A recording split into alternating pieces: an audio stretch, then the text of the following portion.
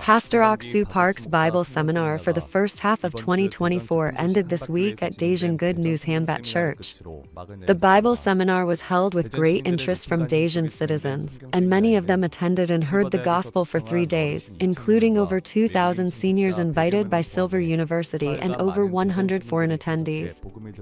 Local media also conducted an interview with Pastor Ok-soo Park concerning the gospel preached by the Good News Mission, recent overseas missionary visits, and CLF activities.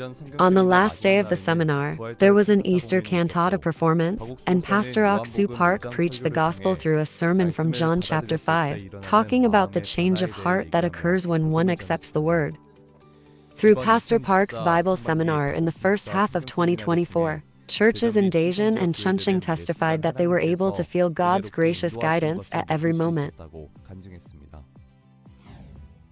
Good News Gangneung Church and East Seoul Church held a follow-up Bible seminar from the 27th to the 29th at each church following the Seoul Bible seminar. At Gangneung Church, missionary Shim Jae-yoon from Zimbabwe spoke as a lecturer and touched the hearts of the congregation with his testimony that Eric Makinavishabai, founder of the Good Samaritan Church in Zimbabwe, came to Korea to learn the word of truth. Meanwhile, at East Seoul Church, Uganda missionary Kim Yong-jin gave a sermon on the faith that God has prepared together with his missionary experience. Participants expressed their feelings that they gained hope by hearing testimonies about God working in difficult circumstances. On May 29, a joint worship service for the Gyeongjin region was held at Enyang Church of Good News. Pastor Paulson and Pastor Jayaprakash, co-founders of India Jyoti Prayer Center, the largest church in Telangana state, India, attended this service. The two pastors visited Korea to attend the Seoul Bible Seminar and CLF, and shared their testimonies that they were justified freely by God's grace through the redemption in Jesus. Afterwards, missionary Kim Dong-yeol from India gave a sermon in which he hoped that people would abandon their faith and have faith in God. This joint worship service in the Gyeongjin area was a meaningful time for Indian pastors and Korean believers to meet and rejoice in the gospel. The Ethiopia IYF branch held a culture festival on May 26 to mark the International Day of Cultural Diversity. World Cultural Diversity Day is a day selected by United Nations to emphasize and celebrate the importance of diverse cultural values. From around the world, NIYF invited citizens through social media and street promotions along with Academy students and Addis Ababa University IYF club members.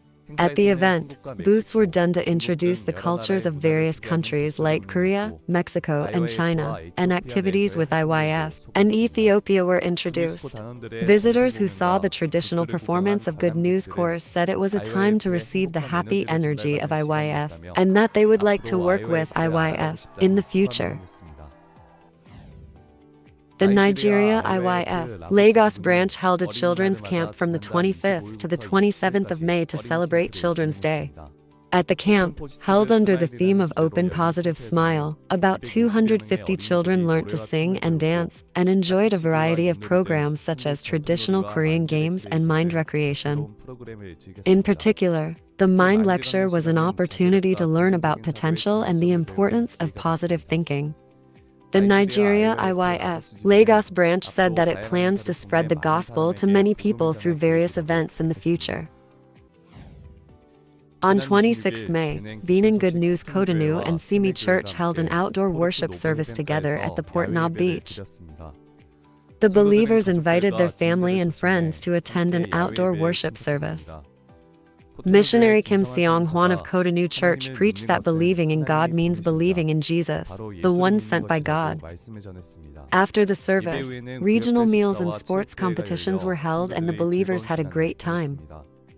This outdoor service was an opportunity for church members to unite through the Word of God.